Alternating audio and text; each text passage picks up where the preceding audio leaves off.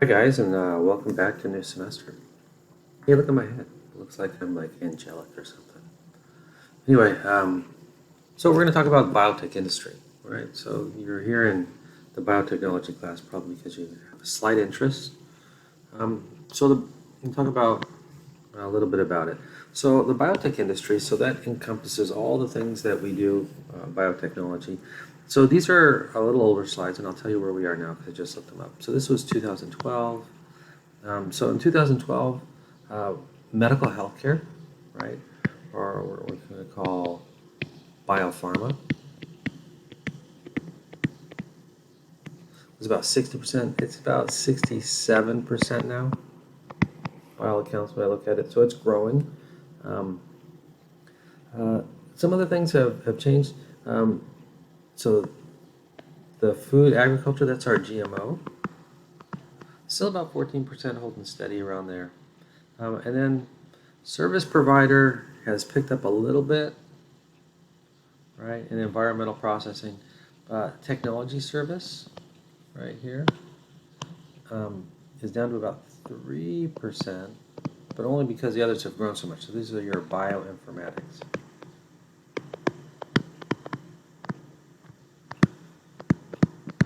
Or processing large amounts of data. We looked at sales revenue. This was, I think, 2012 or 14. The sales revenue in the United States was 72 billion. Looked it up 2019, they estimated it's around 288 billion. So in a very short period of time, it's grown significantly. They say it grows about 20% every year, so it's good growth. So healthcare, right? Or biopharma is under healthcare. So healthcare is the largest sector of the industry, right? So largest sector is healthcare. And include that as biopharmaceuticals or medicines, sometimes called biologics,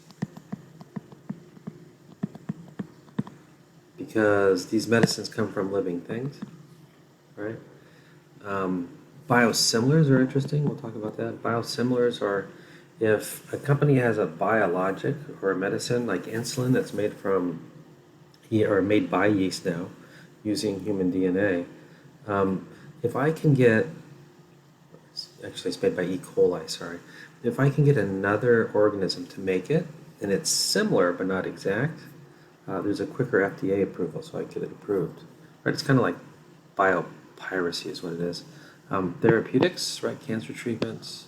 There's a lot going on with cancer treatments. We'll talk about medical devices, diagnostic testing, right?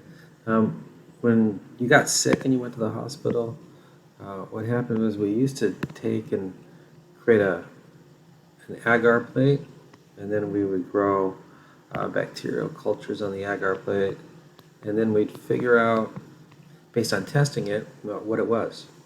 We don't have to do that anymore. Now we'll simply take one of these colonies here and we'll feed it through a machine that does our PCR, and we'll get a DNA barcode of it. So we'll get a gel, and it'll have a bunch of DNA lines on it, and it'll tell us what the organism is, right, based on its DNA. It's a lot faster and a lot more accurate. And then pharmacogenomics, big emerging field, right? Using your DNA to customize medicine for you. Right? So healthcare is, it's blowing up because really the world's about us, right? We don't really care about the world much. We trash it. But because it's about us, we use most of our resources to make our lives better. So agriculture, right? That's our GMO. Right? So it's still a big portion. So 14%, right? 14% of 288 billion dollars is still a lot of money. So Roundup is a pesticide, right? So there's nothing GMO about Roundup, but we make Roundup ready crops. So we insert DNA into things like corn, so we can spray the whole field with Roundup, and it kills everything but the corn, right? So Smart Tax corn is corn by that. Roundup, Smart Tax,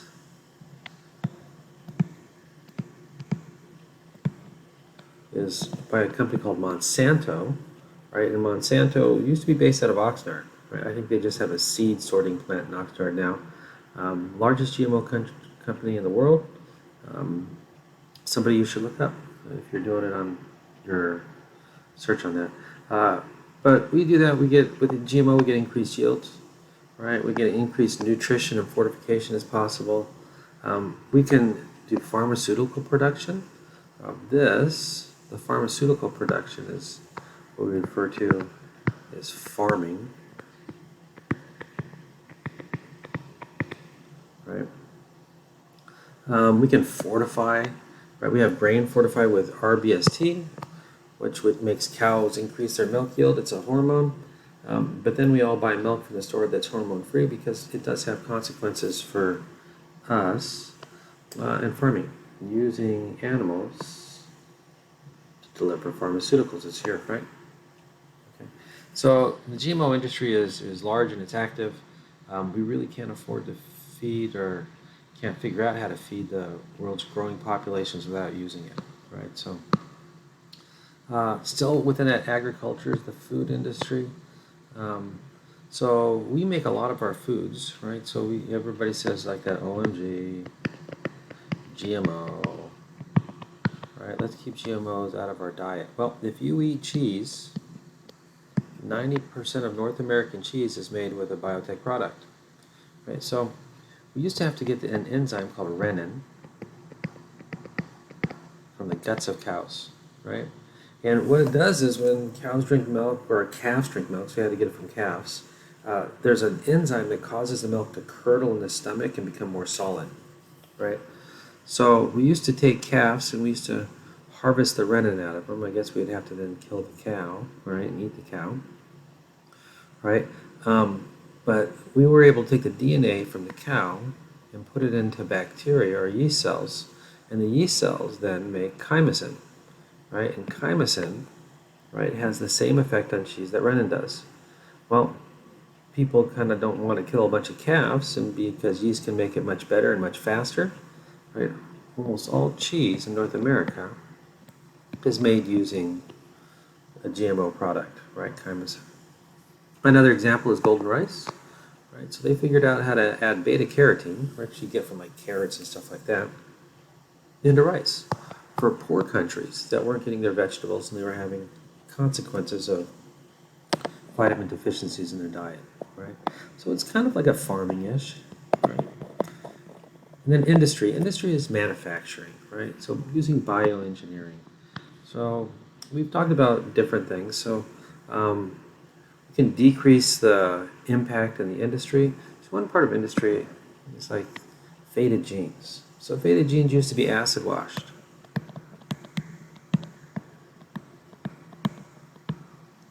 So they used to be acid washed. But acid washing, what we did is we put these materials into a large industrial washer with stones, or these called stone washed, and they would put an acid, and the acid would eat the dye, but then the effluent, or what flew out of the washer, was toxic to the environment. So they figured out how to engineer bacteria to eat the dye.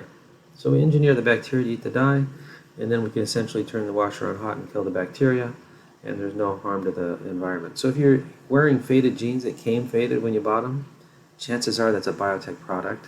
Biofuels, there's a lot of interest in biofuels.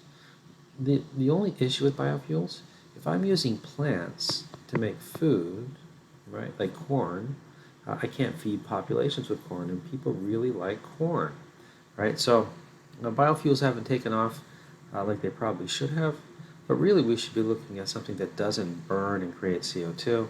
So I don't think that's going to be a large market in the future, but it is one of the markets that we had.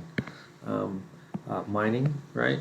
So we can use bioengineered bacteria to remove minerals. And the one that's not here is bioremediation.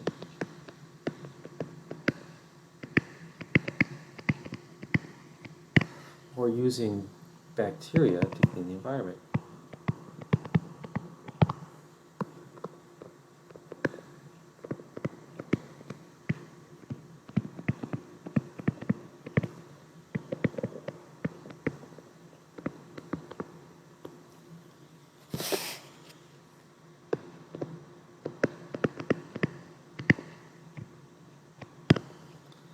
So we can use bacteria to clean up oil spills. Oh, it's down here.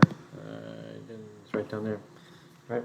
So we can use them to clean up oil spills and remove harmful materials from the environment, which makes it a lot better, right? It gets it out because oil will stay there for billions of years.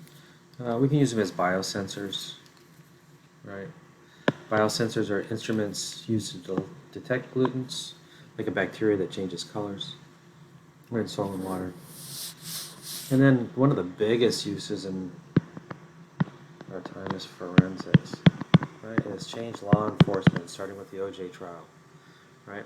So we can do DNA fingerprinting. If you had me for biology, you may have done a little exercise in DNA fingerprinting, right? So DNA fingerprinting, we use PCR, right? PCR is a process that amplifies DNA, and then I can get pictures of people's DNA, and then I can say, oh, look, this person is the same as that person, right? Because they have the same DNA matches, right?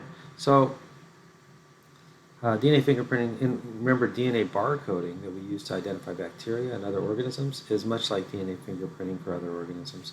And we also use it for genetic anthropology to look at relatedness, right? 23 and me. Right?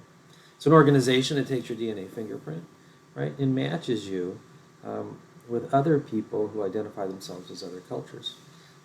The big thing is if you donate to 23andMe, you sign over access to your DNA, and who knows what they're going to do with it. Right? They can sell it. Right? Genes create behavioral trends. Right? So we can look at anthropology. Right? Did we start from here? Maybe, maybe not. We have ancient humans. We went to modern humans, and then we're de-evolving. We're kind of in the same stature as where we say we didn't come from. Interesting. Okay.